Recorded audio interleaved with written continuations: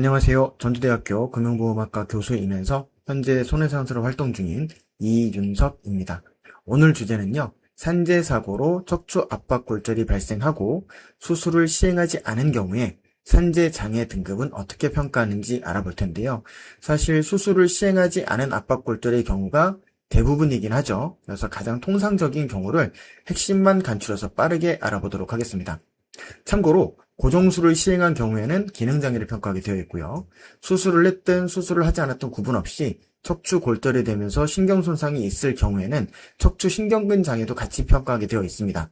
하지만 척추신경근 장애까지 동반됐다면 보통 하지마비라든가 이런 증상들이 심하게 나타나는데, 오늘 알아볼 내용은 수술을 시행하지 않고 척추신경 손상이 크지 않은 아주 경미한 통상적인 경우의 장애 등급입니다. 이때는 대부분 변형장애를 기준으로 알아보는데요. 변형장애 역시 조금 있다가 바로 말씀을 드리도록 하겠습니다. 그래서 만약에 수술 후 고동이 가능한 압박골절이라면 기능장애를 평가한다라고 위에 제가 체크를 해놨으니까, 혹시라도 수술을 받은 분들이라면 기능장애를 기준으로 평가하는구나, 하지만 오늘의 컨텐츠는 수술을 하지 않은 변형장애구나 라는 정도 알아주시면 좋겠습니다. 먼저 이 변형장애가 뭐냐, 여기서 산재장애 등급 정리해 놓은 기준을 좀 보여드릴게요.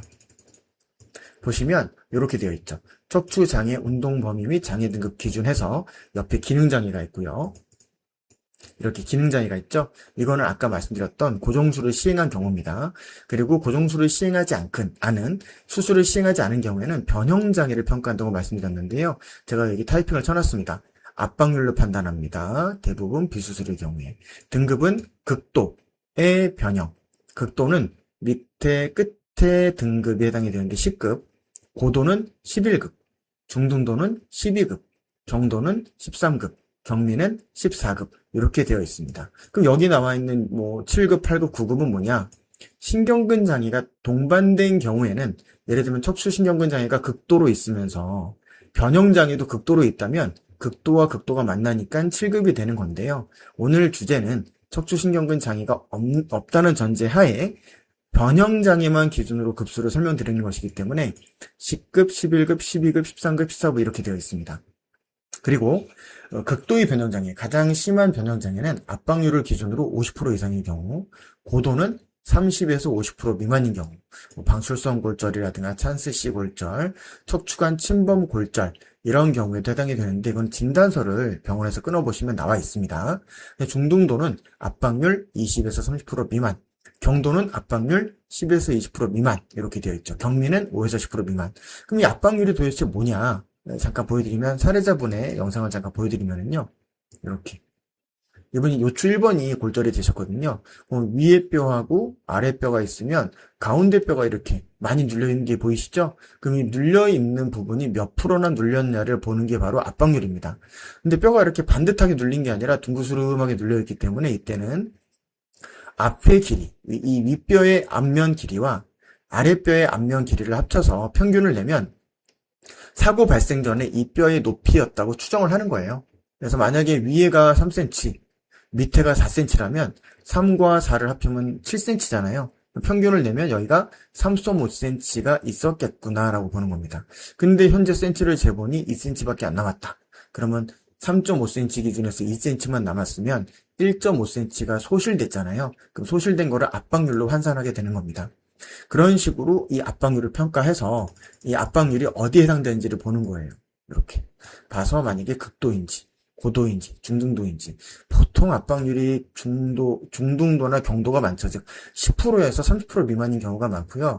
30% 이상 눌리는 경우가 많지는 않은 게, 보통 그때는 수술을 해서 이 기능장애로 넘어가는 경우가 많다 보니까 그렇고, 물론 이제 나이가 좀 있으신 경우에는 압박률이 40% 넘는데도 수술을 안 하는 경우도 있습니다. 그때는 이제 압박률만 따지기 때문에 30에서 50 사이고 내 압박률이 40%라면 11급 치료, 이런 식으로 판단이 되는 거죠.